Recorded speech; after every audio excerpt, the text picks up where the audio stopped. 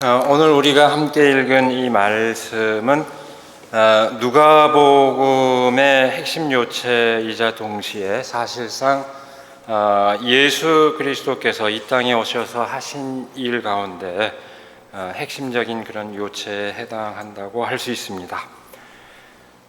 잃어버린 것들을 되찾은 기쁨에 관한 이야기, 오늘 본문에 이어서 쭉 세 토막의 이야기가 이어지고 있습니다. 오늘 첫 번째 본문인 잃어버린 양을 되찾은 이야기, 그 다음에 무슨 얘기입니까? 잃어버린 은전 드라크마를 되찾은 이야기, 그 다음에 이어서 그 잃어버린 아들을 되찾은 이야기, 이렇게 쭉 이어지는 그 일련의 얘기 가운데 하나입니다. 어째서 이 비유가 예수님께서 이 땅에서 펼치신 일의 그 핵심 요체가 된다고 할 수 있을까요? 사실 이 비유는 아주 간결하기 때문에 부연설, 복잡하지도 않습니다. 간결하고 복잡하지도 않기 때문에 우리가 그 의미를 뜻을 헤아리는데 부연 설명이 필요 없을 정도지만, 그럼에도 불구하고 이 본문 말씀이 전하는 그 상황을 우리가 다시 한번 살펴보면서 그 뜻을 헤아려 보고자 합니다. 첫 장면은 예수님을 둘러싼 두 부류의 사람이 있었다고 이렇게 전하고 있습니다. 먼저 세리들과 죄인들이 예수님의 말씀을 듣기 위해서 몰려듭니다. 이들은 예수님의 말씀에서 위로를 얻고 희망을 발견한 사람들입니다. 그런데 또 다른 한편의 사람들이 예수님이 이들을 반가이 맞이하는 것을 보고 투덜거리며 얘기했다고 합니다. 바리새파 사람들과 율법학자들입니다. 이들은 유대의 율법에 아주 충실한 사람들입니다. 이들이 투덜거렸다는 것은 그 상황이 자신들의 믿음에 어긋났기 때문이었습니다. 예수님이 이 죄인들을 스스럼 없이 맞아주는 것이 자신들의 믿음에서 벗어난다고 봤기 때문입니다. 이 사람이 죄인들을 맞아들이고 그들과 함께 음식을 먹는구나. 바꿔서 얘기해 볼까요? 이 사람이 소수자들을 맞아들이고 그들을 스스럼 없이 대하는구나. 이런 얘기입니다. 유대의 율법으로는 용납할 수 없는 그런 사태였던 것입니다. 그때 예수님께서는 그 바리새파 사람들과 율법학자들을 향하여 오늘 말씀에 이 비유를 말씀하셨습니다. 양 100마리가 가지고 있는 사람이 그 가운데 한 마리를 잃어버리면 99마리를 들에 두고 그 잃어버린 양 한 마리를 찾을 때까지 찾아다니지 않겠느냐 그러십니다. 그리고 마침내 그 양을 찾으면 기뻐하면서 어깨에 메고 집으로 돌아와 친구들과 이웃들과 더불어서 그 기쁨을 함께 나누지 않겠느냐. 여기서 기쁨을 함께 나눈다고 하는 것은 그야말로 잔치를 베푸면서 기뻐한다는 것입니다. 양 한 마리 찾았다는 사실 때문에 그만큼 기쁨이 크다는 얘기입니다. 예수님께서는 그 비유의 말씀 끝에 이와 같이 하늘에서는 회개할 필요가 없는 의인 아홉보다 회개하는 죄인 한 사람을 두고 기뻐할 것이다 하는 말씀을 덧붙입니다.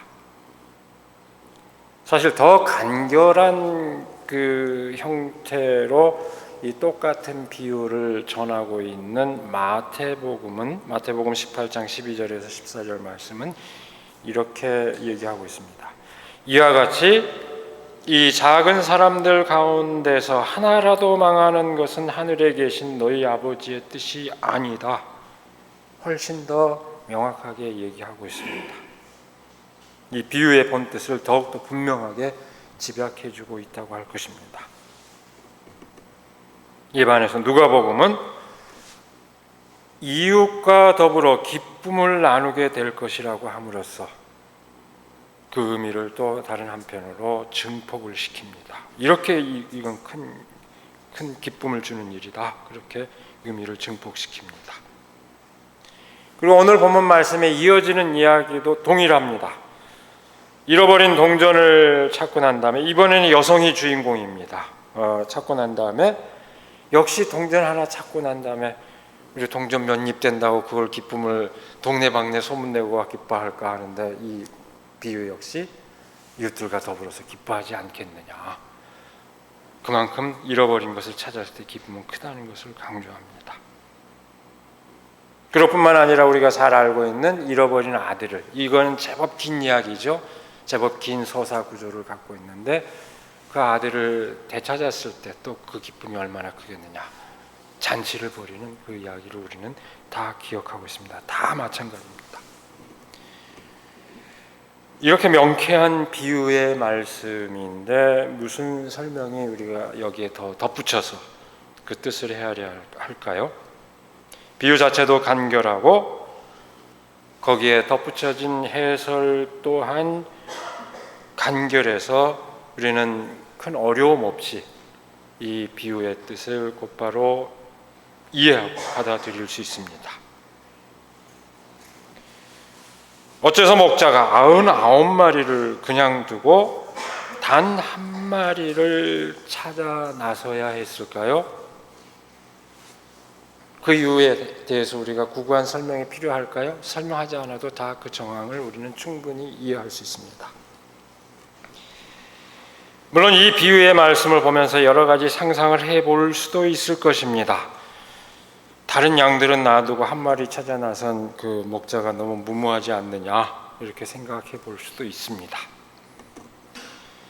그리고 그 한 마리 양이 특별하게 찾아 나설 수밖에 없었을 것이라고 생각할 수도 있습니다. 또는 100마리 꽉 채워졌는데 한 반이 비어버리니까 이 100마리 꽉 채우기, 오늘 우리 찬송가 가사에도 그렇게 돼 있지 않아요?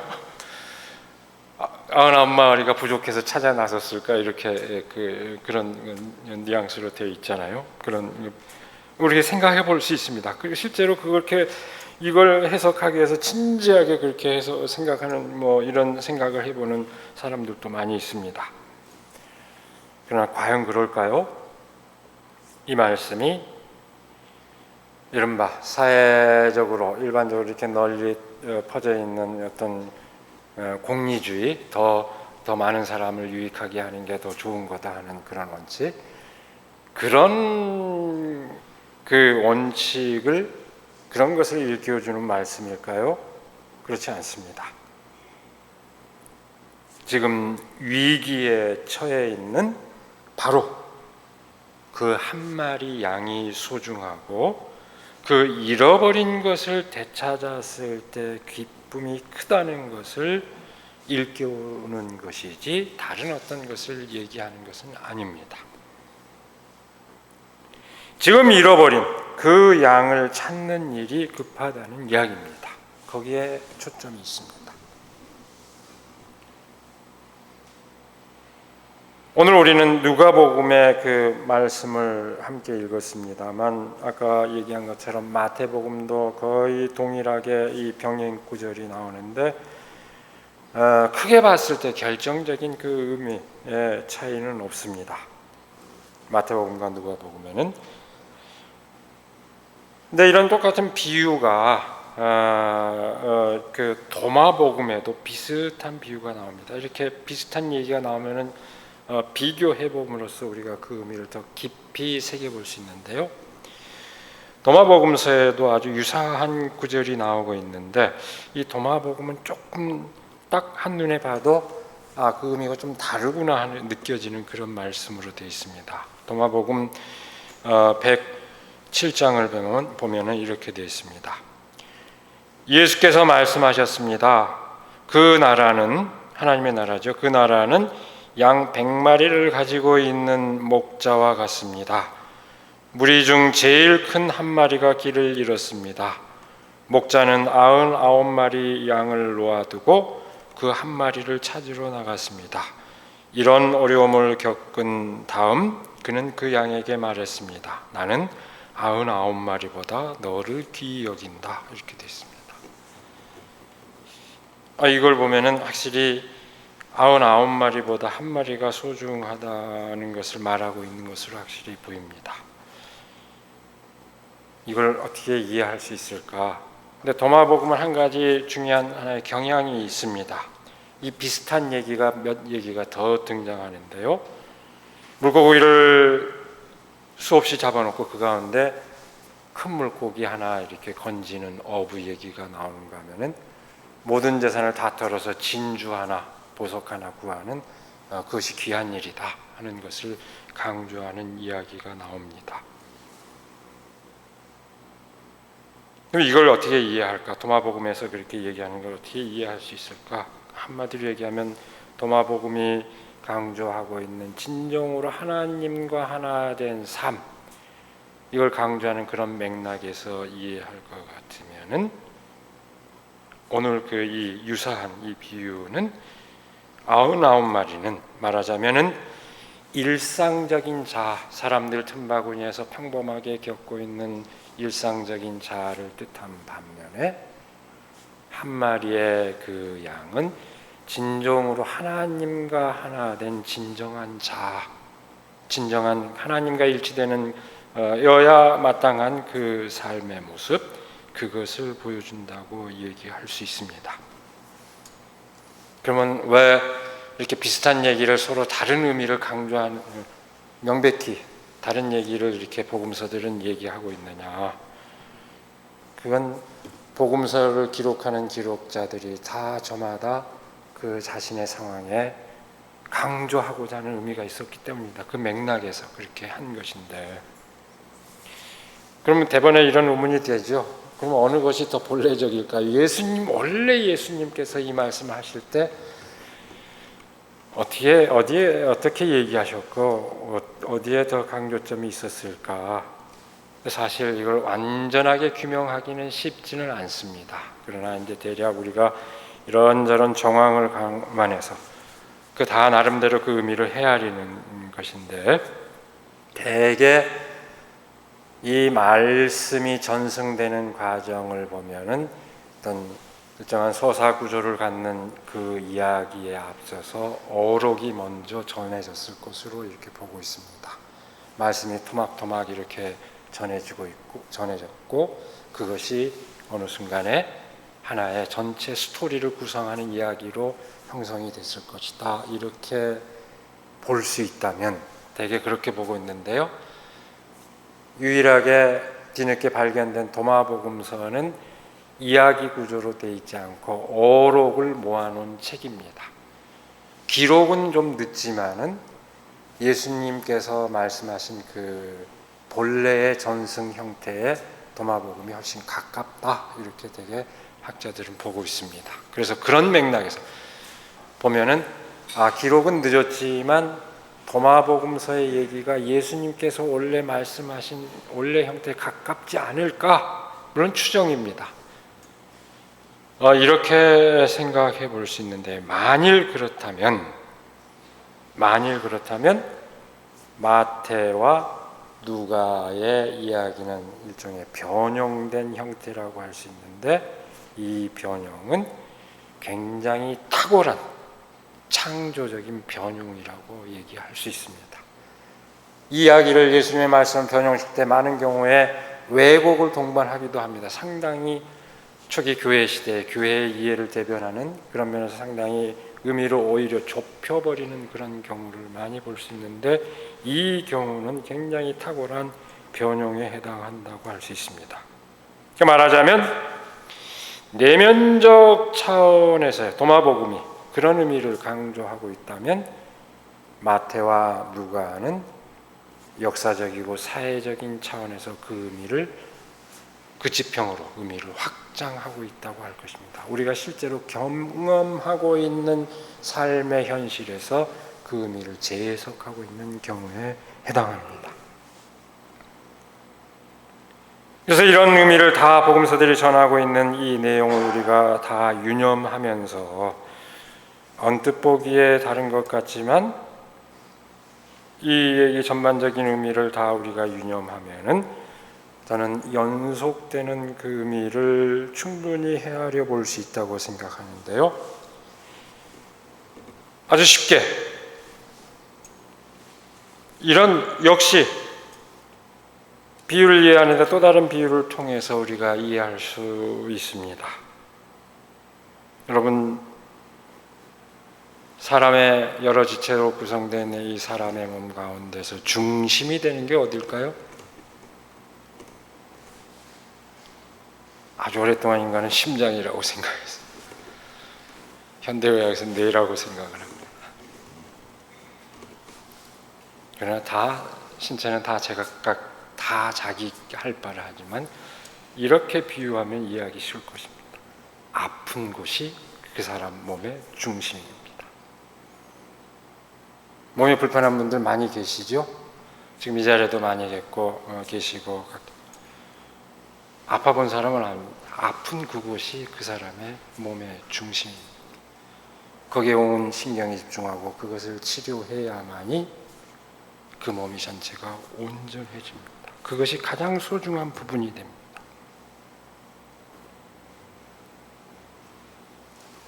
그건 우리 몸을 통해서도 이해할 수 있고 우리 공동체적 삶을 통해서도 충분히 그렇게 우리가 이해할 수 있습니다.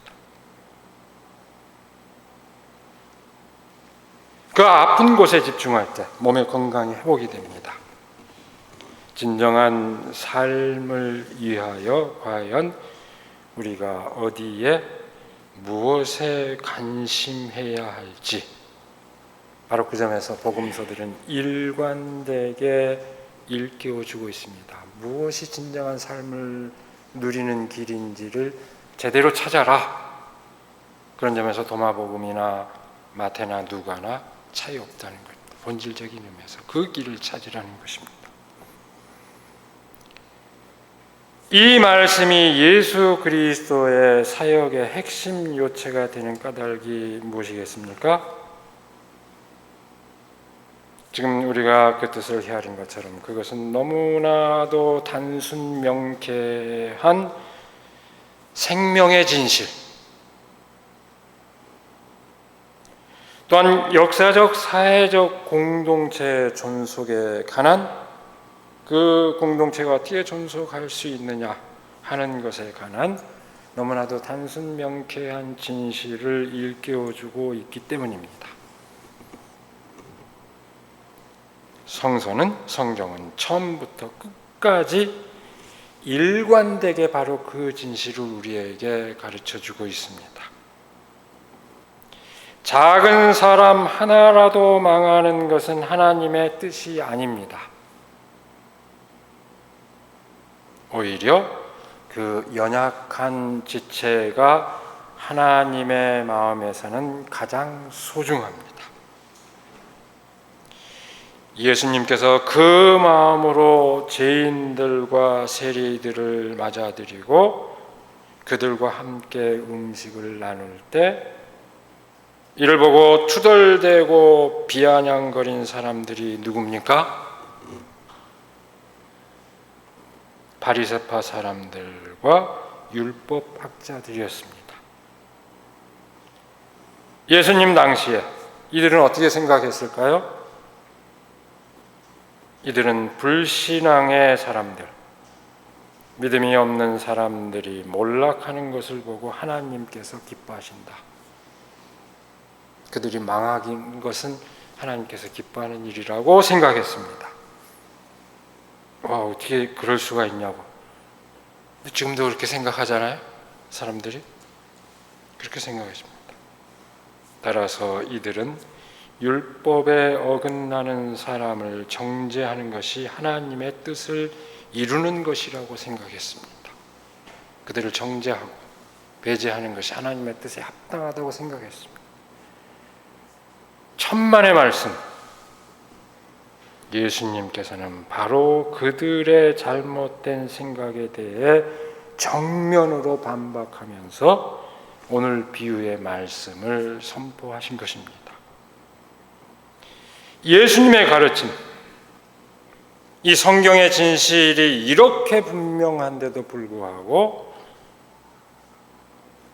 여기에 역행하는 교회들을 우리가 도대체 어떻게 이해를 해야 할까요?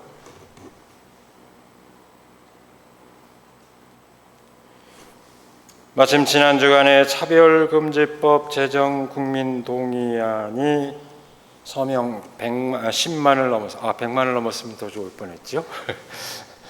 10만을 넘겨서 국회 정식 안건으로 국민 발의안으로 정식 안건이 되었습니다.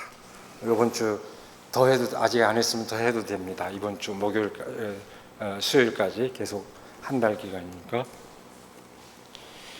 14년 이상 논의되는 가운데 그 제정에 가장 걸림돌이 된 것이 교회라고 하는 것은 민망하게도 만천하가 다 아는 사실입니다.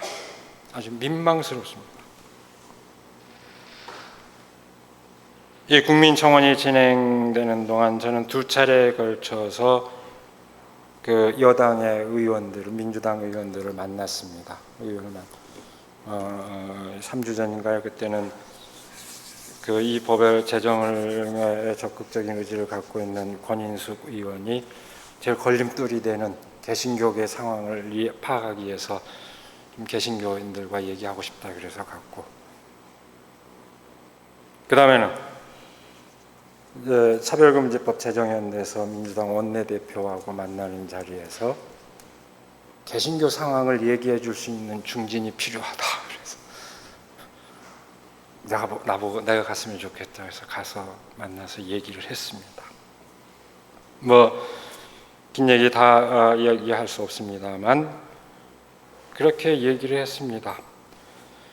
보편적 인권의 가치의 측면에서나 우리가 받아들이고 있는 사회적 합의, 자꾸 얘기하는데 우리 사회적 합의의 결정적인 게 뭡니까? 헌법입니다. 헌법적 가치의 측면에서 보나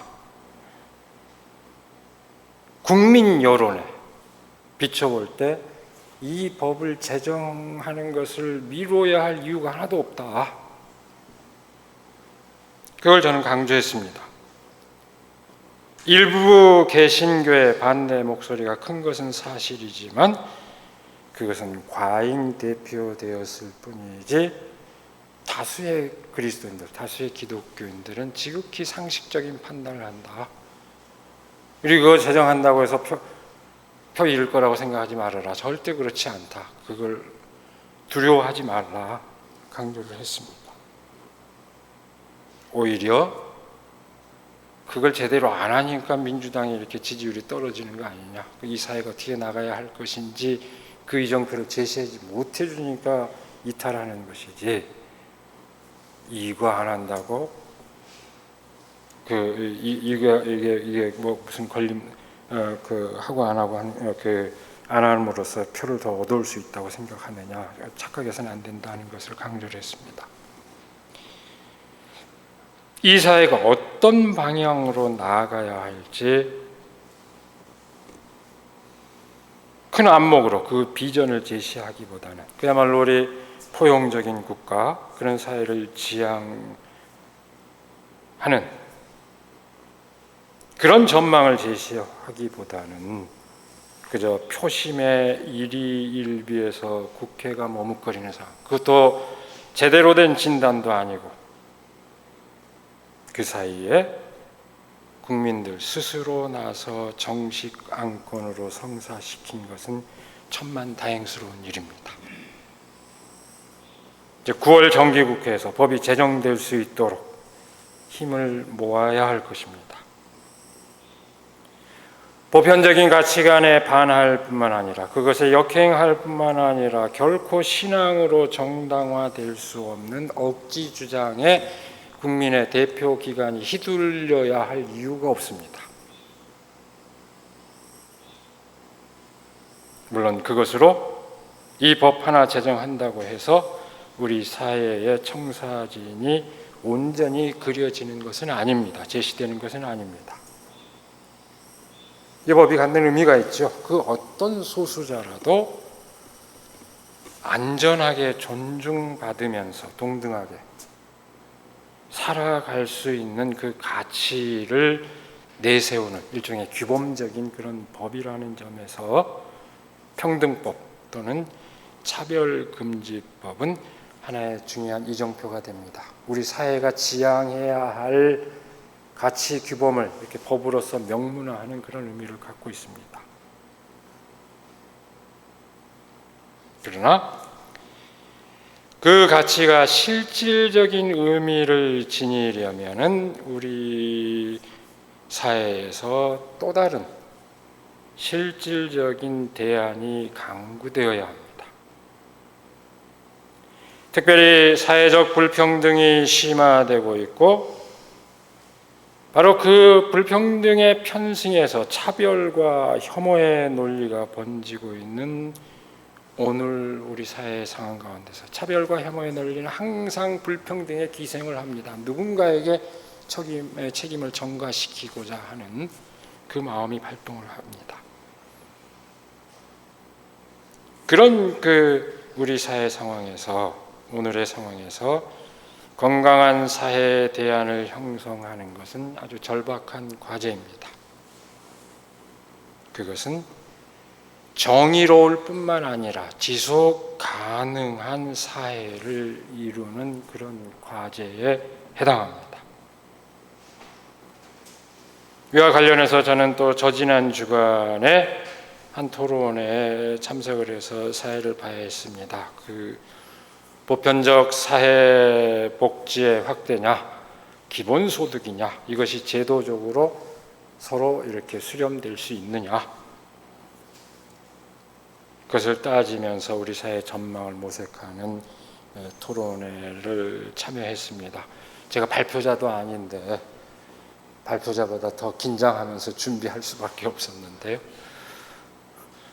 최고 수준의 논의를 우리 사회에서 전개하는 분들, 양편의 입장을 대변한 분들 다 6분을 모셔놓고 얘기했는데 아주 흥미진진한 아주 중요한 그런 대화의 자리였습니다. 역시 간결하게 그 의미를 생각을 해보면은 이 사회적 불평등과 가난의 문제, 사회적 약자들의 문제는 성경의 일관된 관심사일 뿐만 아니라 모든 문명 사회의 지속적인 관심사입니다. 이 문제를 인류는 오랫동안 어떻게 해결을 해왔을까요? 오랫동안 인류 사회는 절박한 필요에 따른 공공부조의 원리로 이 문제를 해결해왔습니다. 아주 오랜 세월 동안 그렇게 해왔습니다. 무슨 얘기냐? 일종의 시혜를 베푸는 방식입니다. 자선을 베푸는 방식입니다. 오랫동안 이 방식으로 이 문제를 해결해왔습니다. 많이 가진 사람이 약한 사람, 가난한 사람을 도와야 된다. 공공부조의 원리입니다. 오랫동안 그렇게 지켜왔고 지금도 우리 사회복지 시스템에는 그런 형태의 복지 방식이 있습니다. 취약계층에 지원하는 수당 또는 서비스, 사회적 서비스, 이것이 그런 공공부조의 정신을 갖고 있습니다. 그런 원리로 오랫동안, 아주 인류는 오랫동안 그렇게 해결해 왔습니다. 자본주의 사회가 등장하면서 그것도 자본주의가 아주 잘 나가던 그 시절에 새로운 또 원리가 확립이 됩니다. 업적에 따른 보상의 원리입니다. 뭘까요? 사회보험제도입니다. 그건 업적에 따른 원리, 필요에 따른 원리가 아니고 업적에 따른. 그러니까 뭐가 있습니까? 실업수당 있죠, 퇴직금 있죠, 연금 있죠. 이건 일한 만큼 자기 스스로 기여를 하고 그것을 나중에 보상받는 그런 원리입니다. 업적에 따른 보상의 원리입니다. 이것이 자본주의가 성장하면서 잘 나가던 시절에 확립된 사회보장의 중요한 하나의 원리입니다. 방식입니다. 그런데 완전 고용을 전제로 하는 이 업적에 따른 사회보험의 원리라고 하는 것은 기본적으로 모든 사람들이 자기가 원하는 자리에서 일할 수 있다, 이걸 전제한 일종의 사회보장 시스템입니다. 그렇게 해서 그 전제로 운영이 되어 왔던 것인데, 지금 상황은 어떻습니까? 고용 없는 성장이라고 하죠. 경제는 성장하는데 일할 수가 없어요. 일할 수 없는 사람들이 많고, 일을 해도 불안정한 고용 형태로 일할 수밖에 없는 사람들이 많습니다. 일을 하지 못한 사람 아예 자기 미래를 보장할 길이 없습니다. 일을 해도 불안정한 형태로 하면, 알죠? 여러분들이 더 잘 알 겁니다. 이 보험, 4대 보험 적용이 되느냐 안 되느냐. 일을 하면서도 그런 사후 보장책을 갖지 못한 허점이 사회보장의 사각지대가 심각하게 지금 문제가 되고 있습니다. 지금 우리가 경험하는 현실입니다.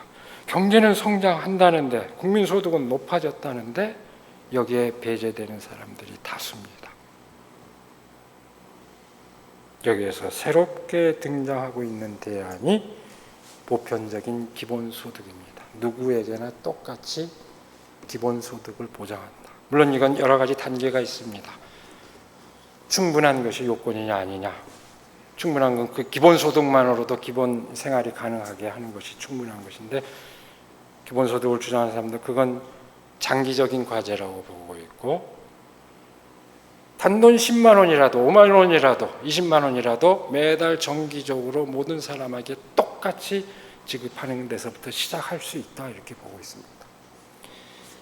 이게 보편적 기본소득인데요, 이것은 불평등 문제를 해결해야 한다는 그런 절박한 문제의식에서 비롯되었지만, 근본적으로는 공유부에 해당하는, 공적인 부에 해당하는, 공동의 모두가 소유하고 있는 그 부에 해당하는 이익을 함께 나누는 것이 정당하다는 그 인식을 기초로 하고 있습니다.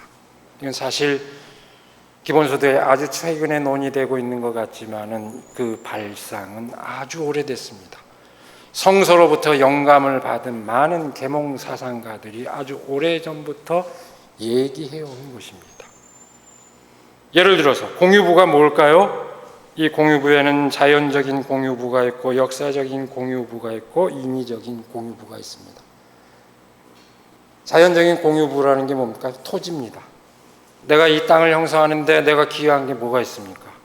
이건 하나님께서 우리에게 베풀어 주신 모두가 소유해야 할 자산입니다. 자기가 기여한 게 있다면 그걸 갈고 거기다 어떤 건물을 짓고 그것뿐인데, 그 부분만 가져가라. 애초에 이건 우리 모두에게 주어진 것이니까 거기에서 얻은 이득 이것은 다 함께 나누는 게 마땅하다. 어떻게 나눌까요? 토지를 보유하고 있으면 세금을 내라. 그러면 그 세금으로 나누면 가능합니다. 역사적인 공유부란 뭘까요? 대표적인 게 지식입니다. 수없이 많은 사람들이 축적해온 지식에 의해서 많은 것들이 생산됩니다. 지금 이제 백신을 맞고 있는데, 백신도 단 1%의 노력에 의해서 신종 백신이 개발이 된다고 합니다. 99%는 이미 이전에 축적된 지식으로 개발한 것일 뿐입니다. 90% 이미 인류의 공동 유산입니다. 이걸 특정한 제약회사가 그 이익을 다 가져간다는 건 말이 안 된다. 99%의 기여에 대한 부분은 나누는 것이 맞다. 인위적인 공유부는 뭘까요? 요새 플랫폼 기업이 많습니다만 정보입니다. 정보의 제공자가 누굽니까? 평범한 우리들입니다. 근데 그 정보를 싹 모아서 그걸로 사업을 해요. 그러면 그렇게 한 것이 그 싹 모은 그 기업의 이익이 되어야 할 이유가 없습니다. 거기에 기여한 모든 사람들에게 그 몫이 돌아가는 게 맞다. 이게 기본소득의 기본 원리입니다. 모두에게 주어져 있고 모두의 노력으로 형성된 부를 특정한 개인이나 특정한 기업이 독점해야 할 이유가 없다. 그걸 나누면 된다. 당장 이게 불평등이 심하니까 그 효과도 큽니다. 그러나 그 이전에 원천적으로 이 기본소득의 원천적인 정당성은 애초에 모두의 것인 것을 모두에게 나누는 하나의 방식이다. 그런 점에서 정당성이 있고 그 경제적 효과 또한 기대가 된다. 이것이 그 요체입니다.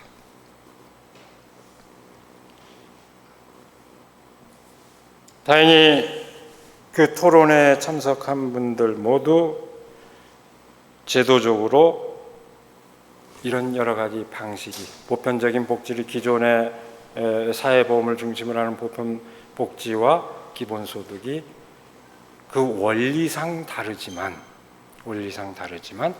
이건 혼용될 수 있고 서로 수렴할 수 있다 이렇게 공감했습니다. 이걸 갖고 뭐 정치인들이 얘기할 때 뭐 말도 안 되는 소리라느니 포퓰러리즘이라느니 이렇게 얘기하는데 그런 얘기가 허튼 소리입니다. 진지하게 이 사회를 어떻게 해결할 것인가 하는 충분히 수렴 가능성을 찾을 수 있고 아마도 이 쟁점은 대통령 후보, 특히 여당의 대통령 후보 경선 과정에 굉장히 중요한 쟁점으로 부상을 할 겁니다. 다행히 그 자리에서는 다 수렴할 수 있다. 원리상 다르지만 서로 보완해 나가면서 보다 나은 우리 사회를 만들 수 있다. 세계 10위권의 경제 대국에 해당하는 한국이 고유한 모델을 만들지 못할 까닭이 없다고 다들 공감을 했습니다. 전례 없이 놀라운 성장을 하였지만 동시에 사회적 불평등과 격차가 가장 심한 나라에서 스스로 그 해법을 찾아 나서야 한다는 그런 진단이었습니다. 물론 두말할 것 없이 사회적, 정치적 합의가 중요하다는 것은 더 강조할, 그 자리에서도 강조를 했고 중요합니다. 그것을 위해서라면 우리는 세금을 기꺼이 낼 수 있다. 이런 마음, 사회적인 합의, 그것을 위해서 우리가 정치적으로 해법을 찾는 것. 이게 중요한 그런 과제인 것입니다. 우리가 왜 이런 문제들을 두고 씨름을 해야 할까요?